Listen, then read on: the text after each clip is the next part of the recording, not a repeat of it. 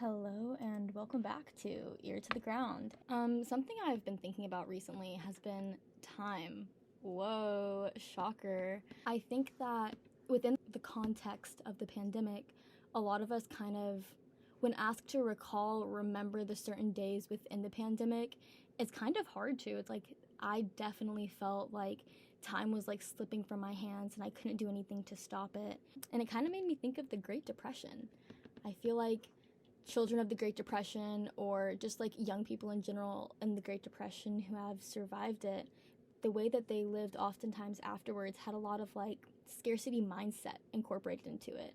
I feel like there's a lot of hoarding going on, a lot of like, oh, what if something crazy happens again? Like, we need these resources kind of thing, which is totally rational. I think that COVID was very similar to the Great Depression, but in the sense of time. I feel like the Great Depression was this large scarcity in currency, money, resources, things like that, very physical, objective things.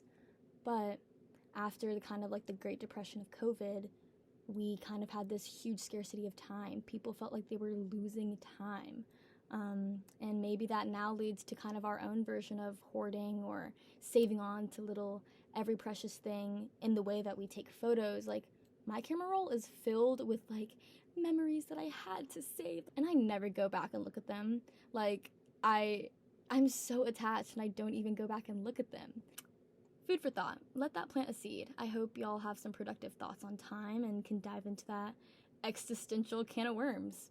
I feel as if that all of this contemplation about time and existential things, while it's really important to kind of like, I think, flesh these ideas out for yourself, a lot of this thinking and ruminating and mulling over and chewing on, that can lead to a very uncertain kind of like mental headspace. It's almost like if you start questioning everything, then it feels like you actually don't know anything, which I feel like to a degree is kind of true. Like, in the grand scheme of things, what do we really know? But you do know things. You've lived life this long. Your brain is meant to learn things. It picks up on experiences and rehashes them, and you get to learn things from that. It's really easy to get lost into the pursuit of how to be, because I feel like at the end of the day, that's kind of what this all is about. How do we be? How do we be happy? How do we cope with the human existence? How do we take on crazy, life-changing events and then continue to wake up the next morning and do what we need to do?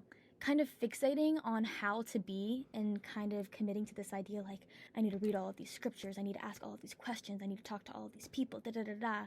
You can get lost in all of that. It's almost like if you're genuinely trying to figure out how to most optimally be, you have to go out and try stuff. You have to go out and just like throw darts into the dark, hope that they stick, and then go from there. Because if you're so fixated on trying to get it perfect and get it right, while that is an important element to have on your first try of life, kind of like do your best, you have to go and be, so you can come back and like sit on your memories of having been, dig into it, and then now you can figure out how to be better in the future. And with that, I'll say goodbye.